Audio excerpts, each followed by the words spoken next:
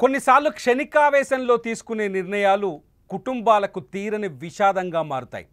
భార్యాభర్తల మధ్య వచ్చే చిన్న చిన్న గొడవలు ఆత్మహత్యల వరకు వెళ్ళి కుటుంబాల్లో దుమారాన్ని సృష్టిస్తాయి.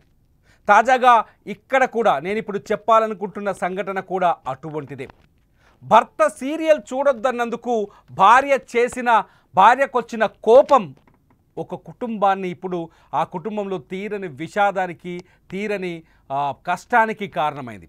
మహబూబాబాద్ జిల్లా బయ్యారం మండలం కోడిపుంజల తండాలో తలెత్తిన ఈ సంఘటన మొత్తం రెండు తెలుగు రాష్ట్రాలని ఆలోచింపజేస్తోంది. ఎందుకంటే టీవీ సీరియల్స్ వల్ల టీవీ సీరియల్స్కి ఎడిక్ట్ అయిన మహిళలు తీసుకునే నిర్ణయాలు కూడా అదే స్థాయిలో ఎమోషనల్గా కనిపిస్తున్నాయి. టీవీ సీరియల్స్ వల్ల ఎమోషన్ రైజ్ అయ్యి ఒక టీవీ సీరియల్ చూస్తుంటే అందులో ఏదైనా ఎమోషనల్ సన్నివేశం ఉంటే ఆ సన్నివేశం రైజ్ అయితే అదే సన్నివేశం ఇంట్లో కూడా నిజ జీవితం కూడా రిపీట్ అవుతుందని ఈ ఎగ్జాంపుల్ చెప్తుంది మనకి.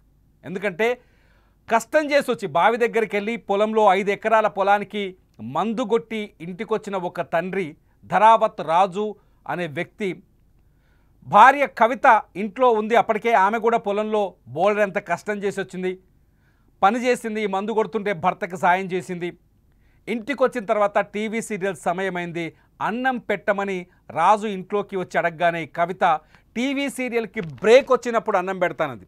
ఇక్కడే పంచాయతీ ముదిరింది. భార్యాభర్తలు ఇక్కడే గొడవ పడ్డారు. గొడవ మామూలు గొడవ కాదు, అది ఊహించని మలుపు తిరిగింది, ఒక ఎమోషనల్ నిర్ణయానికి కారణమైంది. చాలాసార్లు నేను తల్లిదండ్రులు చాలామంది భార్యాభర్తలకి అట్లాగే రెగ్యులర్గా మాట్లాడుకోకుండా ఎమోషనల్స్ లేకపోతే ఈగోకి పోయి జీవితాన్ని నాశనం చేసుకునే వాళ్ళకి ఎగ్జాంపుల్గా చెప్తున్నాను కదా. రాజు కష్టజీవి, కవిత కష్టజీవి. ఇక్కడ ఇద్దరు వ్యవసాయం చేస్తున్నారు, కష్టపడి పనిచేస్తున్నారు. ఇంటికి వచ్చిన తర్వాత కవిత సేద తీరేందుకు టీవీ సీరియల్ చూస్తుంటే రాజు తన ఆకలి అవుతుంది తట్టుకోలేక భార్యని అన్నం పెట్టమన్నాడు.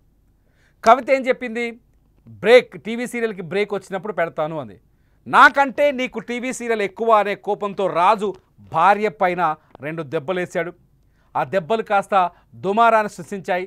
నన్నే కొడతావా, నేను ఇంత పని చేసి ఇంత కష్టపడుతున్నా నన్ను అర్థం చేసుకోలేవా అంటూ భార్య ఎమోషన్కి వెళ్ళిన తర్వాత వాళ్ళిద్దరి మధ్య గొడవ భయంకరంగా మారింది. వాళ్ళకు ఒక కూతురు ఒక కొడుకు కూడా ఉన్నాడు.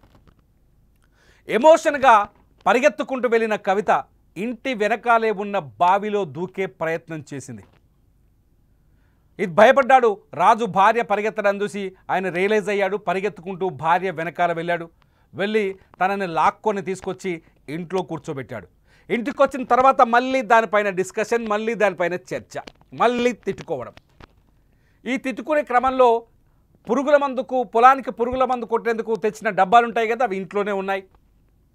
గుర్తుపెట్టుకునే విషం ఇంట్లో ఉంటే అది ఎంత ప్రమాదకరంగా ఉంటుందో. ముఖ్యంగా గడ్డి మందు లాంటివి ఇంట్లో ఉంచుకోకూడదు. ఒక డాక్టర్ నాతో మాట్లాడుతూ చెప్పారు, ఒకసారి గడ్డి మందు తాగితే అటువంటి పేషెంట్ని కాపాడడం చాలా కష్టమని, భూమి మీద నూకలుంటే తప్ప బతకలేరని. ఇక్కడ జరిగిన ప్రమాదం ఏంటో తెలుసా, తను ఉరిపెట్టుకునే ప్రయత్నం చేసింది, భర్త అడ్డుకోవడంతో పురుగుల మందు డబ్బా తీసుకుంది. ఇంట్లో ఉంది కదా, ఆ పురుగుల మందు డబ్బా తీసుకొని ఓ మూత తను తాగేసింది. ఇంకో మూత తీసి ఓపెన్ చేసిన మూత డబ్బా తీసి కింద పాపం చిన్న పిల్లాడు పోరాడు కొడుకు ఇచ్చేసింది.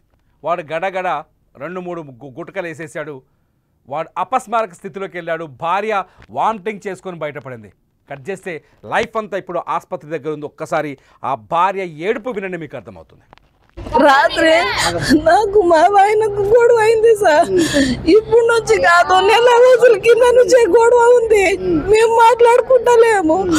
నేను ఆ పొలానికి ముందు కొట్టి వచ్చిన తర్వాత ఆయన పంచాయతీ కానీ కట్టేతోటి కొడితే నేను బావిలో పడి చూస్తాను. నేను బావి కడిగి ఊరుకుతే నా జుట్టు పట్టుకొని ఇంట్లో కూర్చుకొచ్చాడు. గుడ్కొస్తే ఆడవాళ్ళందరూ ఉంటే ఆడవాళ్ళందరికీ గీతనిచ్చి అందరినీ బయట ఎలా కొట్టిండు. ఇంట్లో నుంచి ఎలా కొడితే నేను సబ్జా మీద మందు ఒకటి తీసుకుని నేను కుర్చీ మీద ఉంటే నేను తాగుతా అంటే ఒక ముద్ద తీస్తా అంటే వద్దు బేబీ అని నా కొడుకు నాకు కుర్చీ మీద నుంచి నెట్టేసిండు. నెట్ వేస్తే నెట్ వేయగానే నేను ఒక బుక్ నోట్లో వేసుకొని నా చేతిలో నుంచి ఇట్లా కూర్చుకొని 2-3 బుక్కలు తాగేయడం సార్. ఇది ఏం జరిగిందో తెలుసా? కవిత కొడుకు ఇప్పుడు 3-4 బుక్కలు గుట్టకలు వేశాడు ఆ మందు, ఆ విషయాన్ని. ప్రస్తుతం కవిత కొడుకు ఆసుపత్రిలో చేరాడు. ఆ కుర్రాడు ప్రాణాలతో పోరాటం చేస్తున్నాడు. తల్లిదండ్రి మధ్య తలెత్తిన చిన్న వివాదం, మాటలతోనో సంయమనంతోనో సర్దుకుపోయే చిన్న వివాదంతో ఇప్పుడు వాళ్ళ బంగారం లాంటి కొడుకు అపస్మారక స్థితిలో ఉన్నాడు. భగవంతుణ్ణి ప్రార్థిద్దాం ఆ కుర్రాడు ప్రాణాలతో బయటపడాలని. నిజంగా చెప్పాలంటే ఆ కుర్రాడు ఇప్పుడు మహబూబాబాద్లోని ఒక ఆసుపత్రిలో ప్రాణాలతో పోరాటం చేస్తున్నాడు.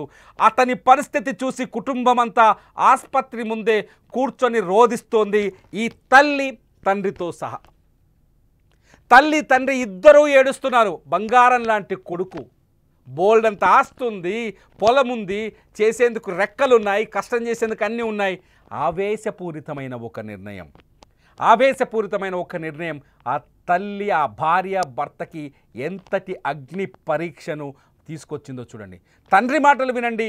ఆ కొడుకు మీద ఆ తండ్రికి ఎంత ప్రేమ ఉందో మీకే అర్థమవుతుంది. అన్నం పెట్టమని చెప్పిన, పొద్దున్న దాకా మందు కొట్టిన, పొలానికి గడ్డి మందు 5 ఎకరాలు కొట్టిన, అన్నం పెట్టమని చెప్పిన. సీరియల్ అడ్వర్టైజ్ పడ్డ తర్వాత పెడతానే అన్నది. ఆ అడ్వర్టైజ్ ముందా, నేను అన్నం ఫస్ట్ నాకు అన్నం పెట్టేది ముందా అని చెప్పేసి ఒక మాట తిట్టిన. ఆ మాటకే బయట పోయి ఏదో గోల గోల గోల గోల చేస్తా అంటే, బయటికి పోయి ఎందుకు గోల చేస్తామని చెప్పేసి ఒక దెబ్బ కొట్టిన. ఇదే మాట చెప్పిన వెనక నుంచి బాయిలా పడదామని చెప్పేసి ఉరికిపోయింది. ఉరికిపోతే నేను వెనకనే ఉరికి మళ్ళీ గుంజుకొని వచ్చిన. పోయింది ఆ గడ్డి మందు. ఇక ఎప్పుడు మందు కొట్టినా ఆమె, ఇద్దరం మందు కొడతాం, వస్తుంది, ఇంట్లో దాస్తుంది, ఆమె దాస్తుంది. దాచి పోయి సప్పున పోయి కుర్చీ సౌండ్ వచ్చింది నాకు.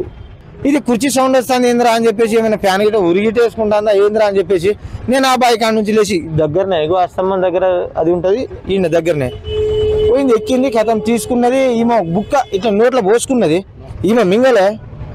ఆయనకైతే తాగరా అని చెప్పేసి వానికి ఇచ్చింది, వాడు తాగింది. అంతనే నా బిడ్డ ఉన్నది, బిడ్డకి ఇవ్వడానికి పోతా అంటే నేను అంతనే పోయి అనుకున్నా. అంతే, ఆ నుంచి అన్న వాళ్ళందరూ కలిసి మొత్తం తీసుకొని వచ్చేసారు. ఇంతే దేవుడా, ఎంతైనా పర్లేదు. కొడుకు కంటే ఎక్కువ చూసుకుంటాను. మేము 3 అన్నదమ్ములు అయితే కొడుకు కంటే ఎక్కువ చూసుకుంటాను ఆయనకు. ఇది బంగారం లాంటి కొడుకు ఇప్పుడు ఆసుపత్రి పాలయ్యాడు.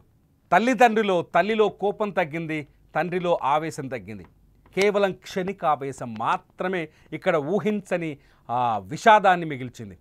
ఆ బంగారు కొండ, వాళ్ళు ఎంతో అల్లారు ముద్దుగా కని పెంచుకుంటున్న బాబు నిజంగా బతకాలని మనం కోరుకుందాం. ఎందుకంటే ఆవేశపూరితమైన నిర్ణయాలు ఆవేశంలో తీసుకునే నిర్ణయాలు ఎటువంటి ప్రమాదకరమైన పరిస్థితులను సృష్టిస్తాయో తెలియజెప్పడానికి మాత్రమే మేము ఈ సీన్ మీకు చూపిస్తున్నాం.